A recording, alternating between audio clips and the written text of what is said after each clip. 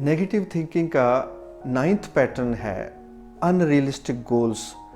आप जोश में आकर किसी को देख के अपने लिए बड़ी बड़ी गोल्स सेट कर लेते हैं कि मैं ये रोज़ाना किया करूँगा, मैं इतना काम किया करूँगा, और जब वो बड़ी गोल्स आपसे अचीव नहीं हो पाती, आप उस पर पूरा नहीं उतर पाते, तो आपके दिमाग में जो सोचें चलती हैं वो सेल्फ ब्लेम वाली होती हैं, नेगेटिव होती हैं। आप अपने आप को कमतर समझने लग जाते हैं कि मुझसे नहीं होता, मैं तो इतना नहीं कर सकता।